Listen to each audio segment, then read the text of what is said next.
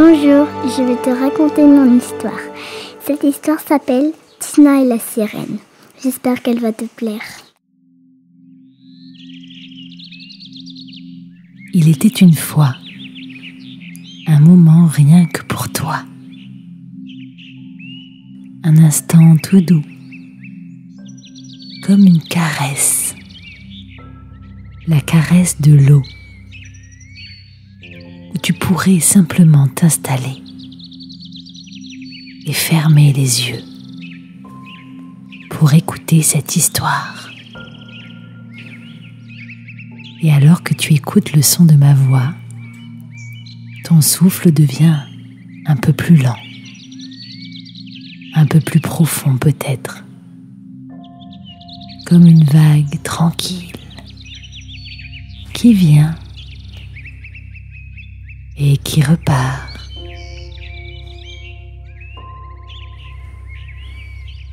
Et alors que tu écoutes chaque mot et que tu laisses ton corps se détendre, tu peux imaginer que ma voix devient comme une porte qui t'emmène doucement ailleurs.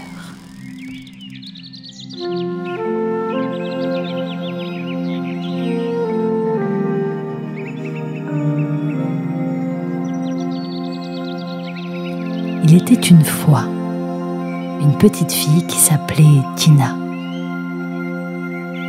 Elle habitait dans une maison blanche, tout près de la mer.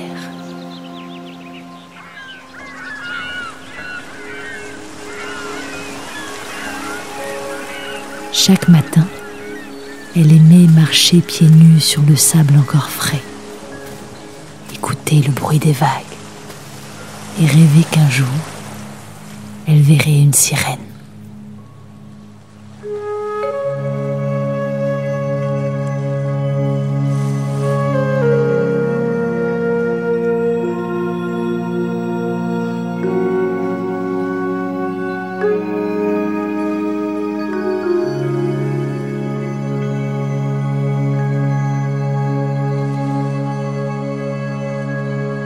Un matin, alors que le soleil se levait à peine, Tina descendit sur la plage.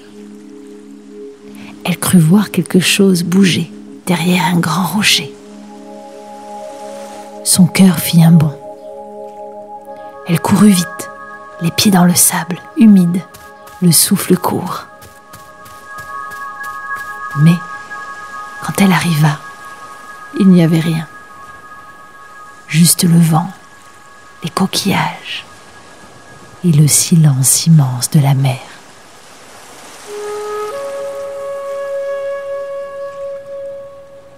Tina restait là un moment, un peu déçue. Elle avait tant espéré. Et pendant qu'elle repartait doucement, quelque chose restait encore en elle. Son esprit repensait à son rêve. D'ailleurs, peut-être qu'en écoutant cela, tu peux voir si toi aussi il y a un petit rêve secret à l'intérieur de toi. Quelque chose que tu n'as pas encore trouvé, mais que tu continues de chercher.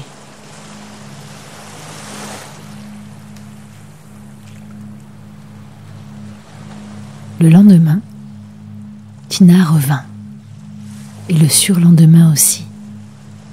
Chaque jour, elle retournait marcher au bord de l'eau. Elle regardait les vagues, écoutait les oiseaux, scrutait l'horizon. Parfois, elle croyait entendre un chant ou voir une ombre glisser entre les rochers. Mais à chaque fois qu'elle s'approchait, il n'y avait rien.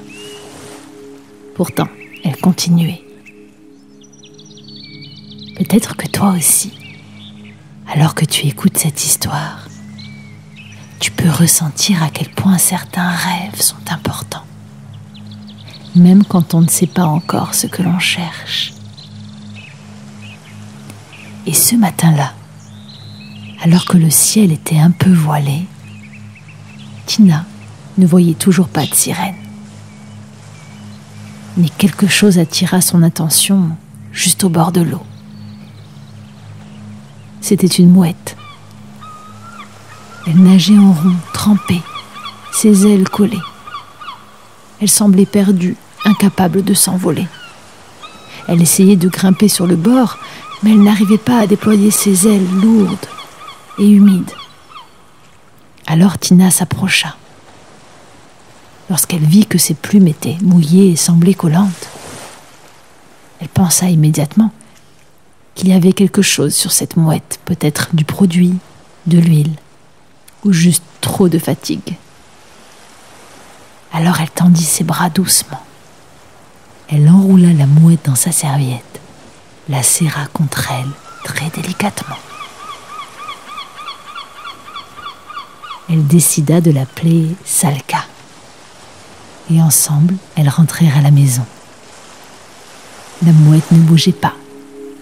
Elle la regardait avec des grands yeux, comme si elle était pleine de gratitude d'avoir été secourue.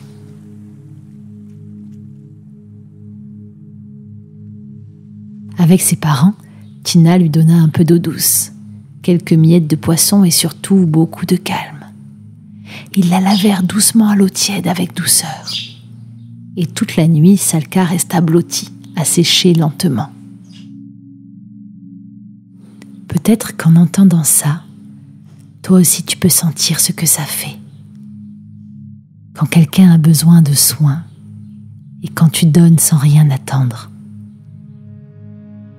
Le lendemain matin, le ciel était clair et la mer paisible. Tina, pressée, ramena Salka sur la plage. Elle ouvrit la serviette et la mouette, maintenant sèche et reposée, la regarda droit dans les yeux comme pour lui dire merci, déploya ses ailes et s'envola.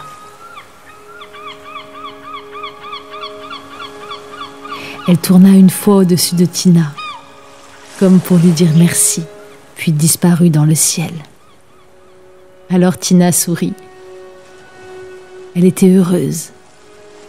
Et elle avait presque oublié que ce qu'elle cherchait, c'était une sirène. Sur le chemin du retour, elle marchait lentement. Pensait à cette joie et imaginait la mouette retrouvant ses amis. Le sable collé sur ses pieds, le vent soufflait dans ses cheveux. Elle poussa la petite barrière du jardin. Et là, juste cachée, sur un rocher derrière la porte, quelqu'un l'attendait. C'était elle, la sirène, assise tranquillement, les cheveux brillants d'eau salée. Ses yeux brillaient, comme si elle connaissait déjà toute l'histoire. Tina s'arrêta.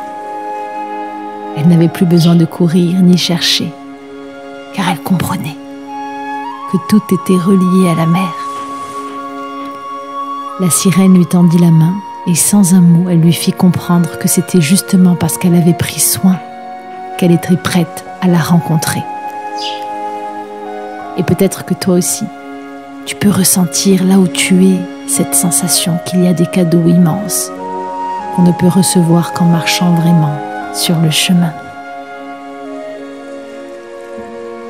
Parfois, on cherche quelque chose de très précis, une sirène, un signe, un rêve. Et ce qu'on trouve sur le chemin est encore plus grand. Une mouette nommée Salka, un acte d'amour et une lumière qui grandit doucement dans le cœur. Alors maintenant, tu peux reprendre une grande respiration et sentir que ton cœur a peut-être un peu changé, comme une petite perle nouvelle en toi. Bouge doucement les doigts, les épaules, et quand tu seras prête, prêt, tu pourras ouvrir grand les yeux et garder bien au chaud dans ton corps cette histoire de Tina, Salka et de la sirène. Cette histoire qui peut-être est la tienne. À bientôt, petite gardienne, petit gardien de la terre.